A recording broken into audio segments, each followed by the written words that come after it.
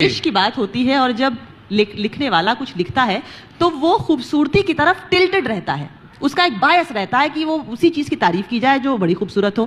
تو یہ بتائیے کہ عشق اس سے نہیں ہو سکتا جو دیکھنے میں تھوڑا کم ہو اور یہ لازمی ہو کہ اگلا جو ہے تو بلا کا خوبصورت ہو؟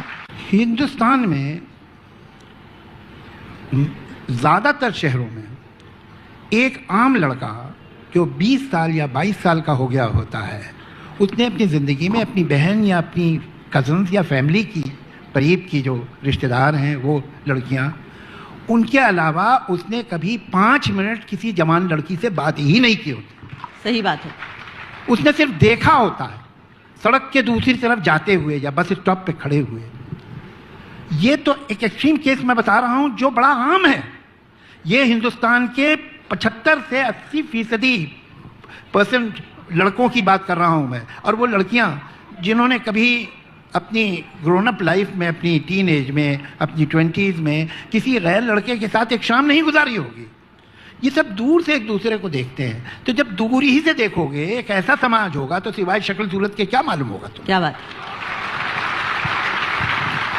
اور حیرت کیا ہے اس پہ حیرت کی کیا بات ہے کہ اگر اس کو صرف ایک کوئی آبجیکٹ سمجھ رہے ہو، عورت کو اسے صرف جسم سمجھ رہے ہیں اور اس جسم سے اٹریکٹ ہوتے ہیں، تو شکایت کیسے کر رہے ہو؟ تمہیں نے تو یہ حالات کریٹ کیے ہیں کہ انہیں جسم کے علاوہ کچھ پتہ ہی نہیں ہے.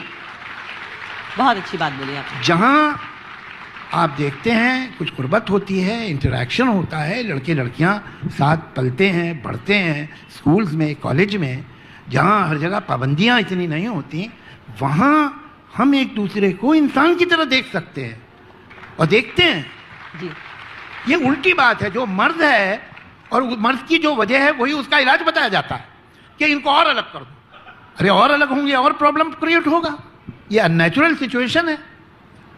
تو یہ ہمارے ہاں کسی نہ کسی ڈگری میں ہمیشہ رہا ہے. لہذا آپ کو دکھائی دیتا ہے کہ محبوبہ یا تو بیلکنی میں دکھ رہی ہے یا چھت پہ دکھ رہی ہے. اب چھت پہ آپ بیلکنی میں کتنی دیر چلا کے بات کر سکتے ہیں؟ جی. تو بات تو کمی ہو رہی ہے. آپ صرف دیکھ رہے ہیں. تو وہی آبزرویشن آپ کو ہمارے لٹریچر اور پوئٹری میں بھی ملتا ہے.